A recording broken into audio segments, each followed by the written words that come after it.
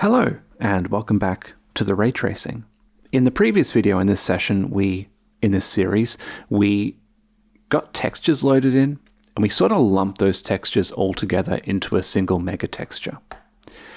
Now, just to rehash how this works, say we have I think it was nine textures in this case, then the textures would, for each texture, each row would be a texture, and it would run from left to right, where the left was the diffuse or albedo, to the emissive, gloss, normal, and specular, and then the next row would be another texture. In this video, we're going to keep working with this, and we're going to apply textures to planes. Applying textures to spheres is a little more complicated, and I'm pretty happy with the just a solid color on the sphere. But for the planes, it's pretty easy because in our ray trace, we actually calculate a U and V value. So we have our texture coordinates right there. There are a few steps though. So one thing I'm going to do is we'll go to the plane file. And here we are storing color and roughness, and I'm not going to use that anymore. Instead of color, I'm going to have just a material index, which is the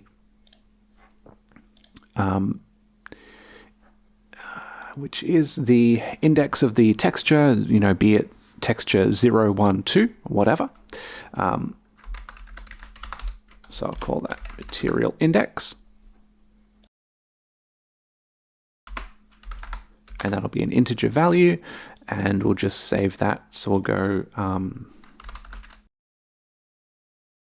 pass that data through. Excellent. Then if I go over to the engine and I look at the memory resources, resource memory, that's it. We're not going to use this anymore. We'll kind of have our material, and then we won't use the other three floats. But I think it is important just to update the sort of memory scheme that we're working with. Now, as you can see, we are not adding or removing extra pixels of information, so we don't need to modify anything here. That is fine, but it's just good to update that. Then we'll go to record plane, where we actually write that plane data to the image. Record sphere, record plane, and here we are going to go just write the plane's material index, and that should be fine. Okay. Now I'm going to go to my scene, and in my scene I'm going to set this up so that I have 9 of these. So I'll go for I in range 9. And each of these will have a size of 1. So their position, where are we? Their center will go. This is just making a simple 3 by 3 grid. So we'll go I mod 3. I divide 3. This just sets up a simple 3 by 3 grid. I'll give them a height of -1. And then they're going to have a span of 0.5 in the U and V directions.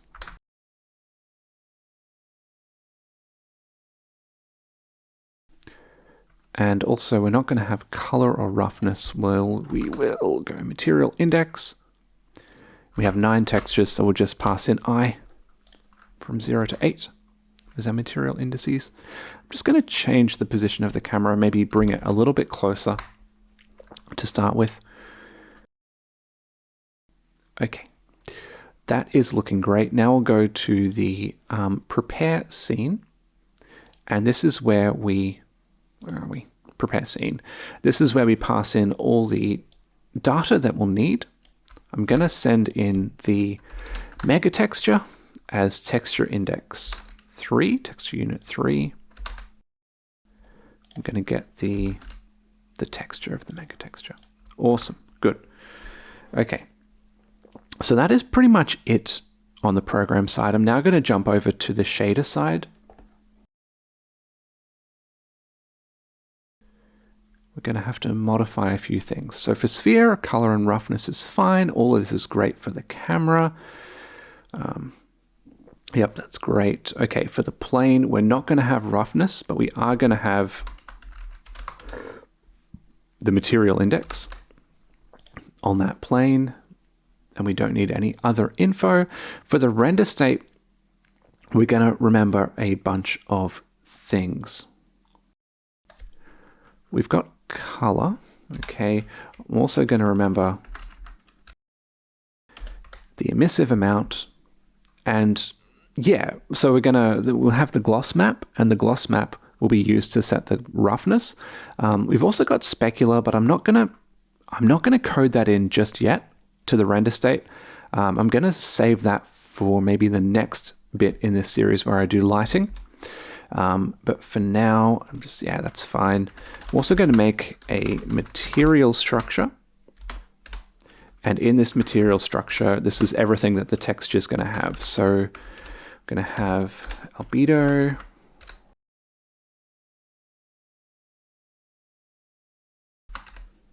Yeah, why not? We'll future-proof it. So we will include specular, but we won't integrate that into our render state just yet. Okay, awesome. So we've got that, and we're also going to have to define our texture. That's coming in on binding 3. There. And this is looking great. I'm just going to make another function which returns a material, and it's going to be called sample material. So for given UV coordinates, material index, whatever, sample from that material, pack all that data together, and return that.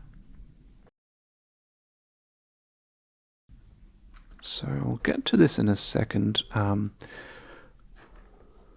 We're just running down here. This looks okay. I'm just going to have to... In this bit, yeah, where are we? Over here where we're setting the color. Emissive there. So some textures emanate light, and if we hit an emissive texture, then the render state will get some emissive information, and we don't want to sort of multiply that onto the chain of colors, because that chain of colors will be sort of filtering and reducing the brightness. I'm just going to add that in. Okay, but that is getting a little ahead of ourselves. Later on in the rendering stuff, we're going to be passing in emissive data to the render state, and this is how we're going to use it in the end. But where was I? Unpack plane. Yeah, let's start with that. Okay, so I'll just collapse all of this.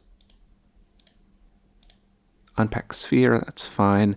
So it's this unpack plane stuff, because we're not going to have color and roughness, we're just going to have material. And we're just going to grab the single attribute there. So that is looking good. I'm going to make my sample function.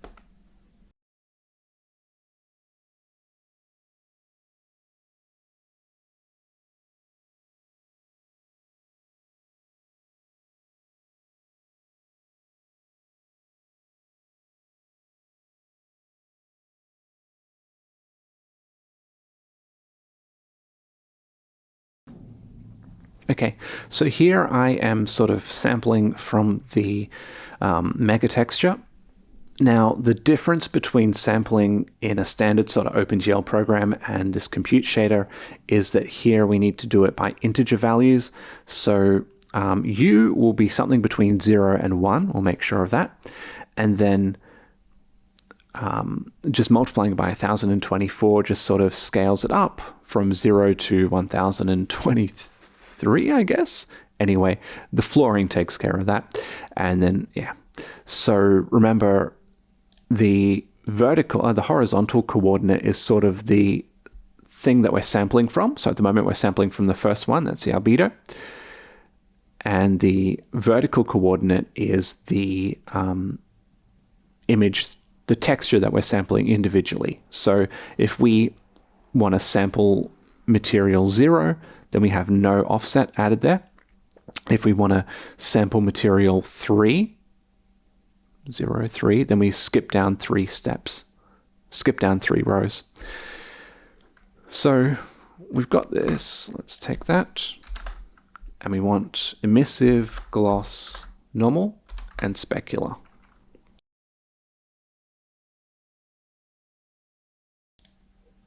Okay, so the emissive will be horizontally offset by 1 within the same row.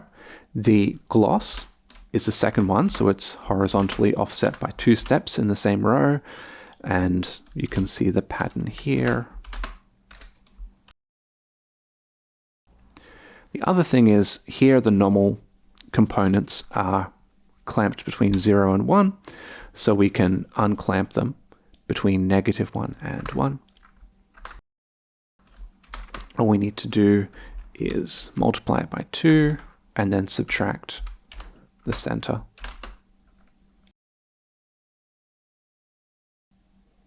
Okay, cool. So that's looking good. I'm just going to have to put in some dummy data for hitting a sphere, because, for instance, a sphere will not have any emissive properties by default. We could definitely code that in. But what do we have? We have position, normal, T, color, roughness. Let's add emissive. All right, that's good. And then for the plane, go ahead and have a look at that. Okay, so we want to jump in here. This is the point at which we know that our ray definitely has hit a plane. So what we can do is we can say,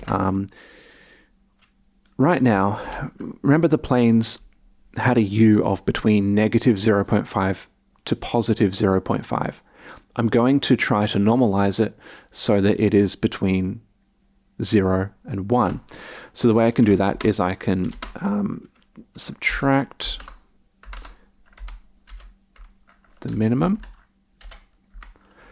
and then divide that by the length of the interval. In other words, the maximum minus the minimum.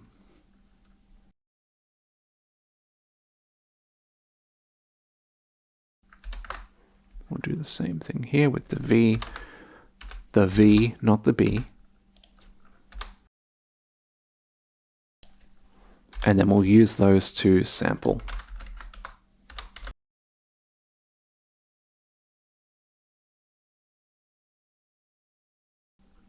Okay, so now we're setting the information. Now instead of setting the plane color, we're going to go with the material albedo.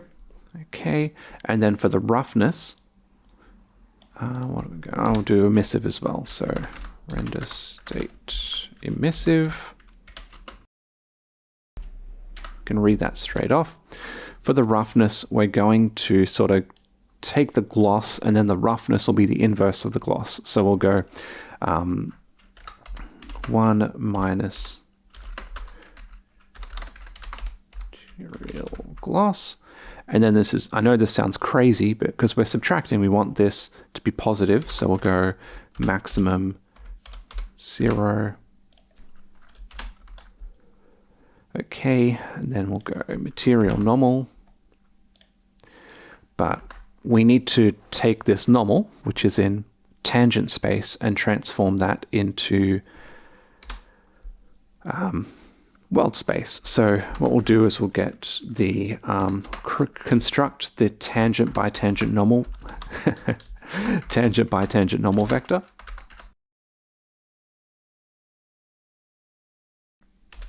So it's passing these in as the columns of that matrix. And now if we take something and we multiply it with that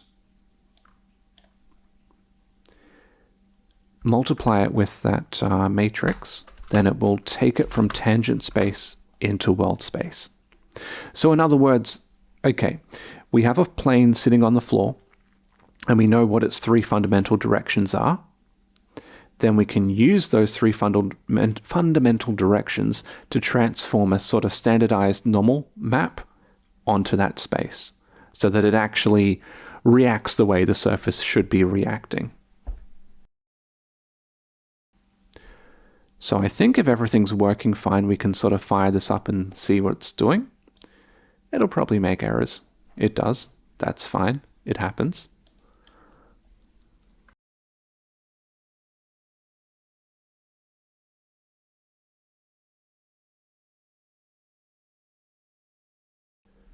Yeah, okay. Because the gloss is just a floating point number, not a three-dimensional vector. Fair enough. Let's give that another crack. And again, it just takes time to generate the random noise texture because it's doing that on the CPU. And it's going pretty fast, but it's not doing anything. So if we go back to the engine, I think in the bit before, in the example code using the in the example code with the mega texture, I was rendering the scene and just sort of not doing anything. So we also need to go self, draw screen, and now that should work.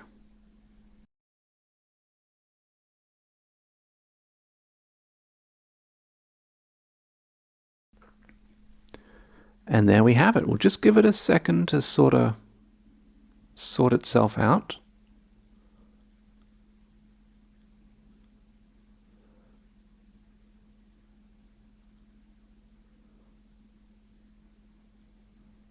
See, it doesn't seem to be handling this too well. That's okay. There are other things we can do. So given the way this is performing, I'm just going to drop the anti-aliasing count a bit because it's kind of just doing the same thing. And then after I do that, I'm also going to have a look at setting this camera up so it can sort of walk around, because we want to be able to test that this scene is working properly. So the anti-aliasing is simple enough. That's just a big loop. We just change the count on the loop. This is going to go, yep, good, twice. And then in the end, instead of a quarter, we'll go 0.5. Okay, great. That should help with the performance. And then for the, where are we? The scene. For the scene, we're going to need a few things. I'm just going to copy paste these. It's the same standard sort of boilerplate code. The move player and spin player functions.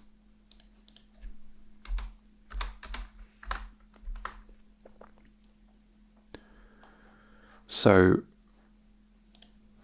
sort of given a speed, we will move with that speed. And then given a change in angle, we'll change the player's angles and then tell it to recalculate its vectors. That's looking good. We need to change the app so that it actually calls these.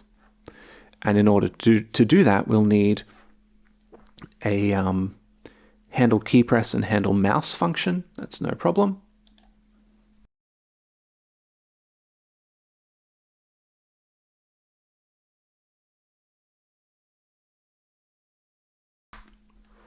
And then fingers crossed, that should be going.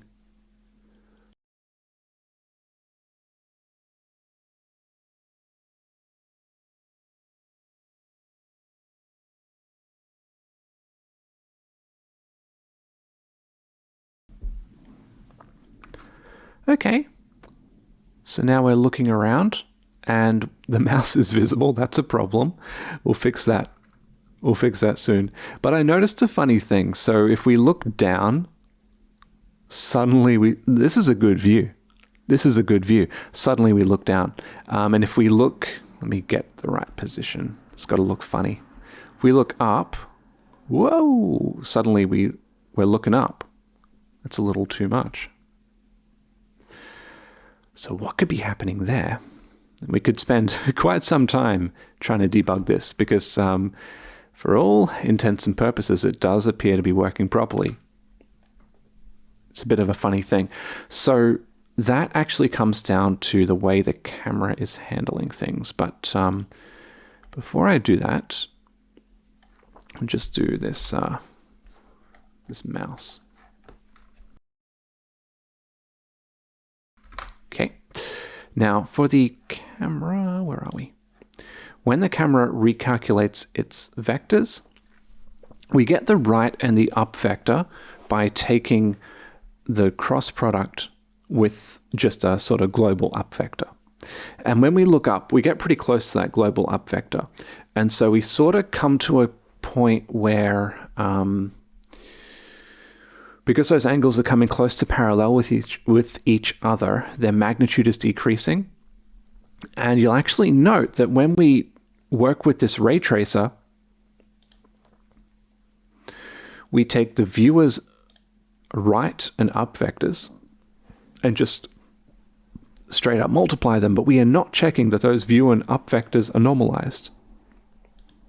I mean, of course, the forwards vector will be normalized because this expression is a unit normal vector, but there's no guarantee that these two will be normalized. They could be sort of degenerate, which is causing that weird zooming effect. And that's actually pretty hard to, it's pretty annoying. Okay, so I'm going to normalize the vectors in that calculate vectors stage, because it's better to do it once than to do it for every pixel in the shader, although it doesn't seem to degrade performance that much.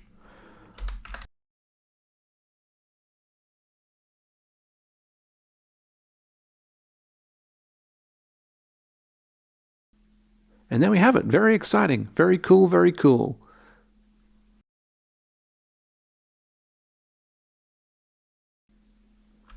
Right, so now we have our sort of scene and we can look down and it doesn't do that weird zooming thing.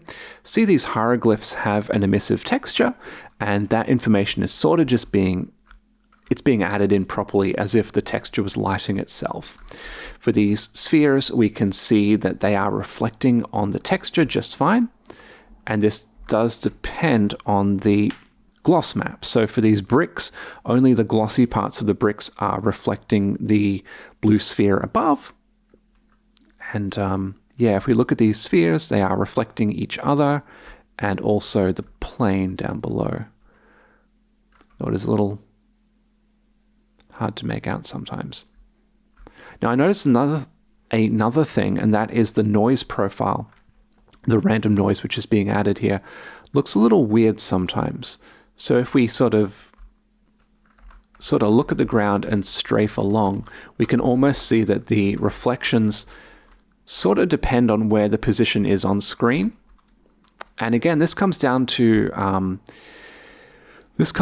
random noise generator. We generated a random noise texture based on the screen, and then we passed it in, and we're sort of just using the screen's position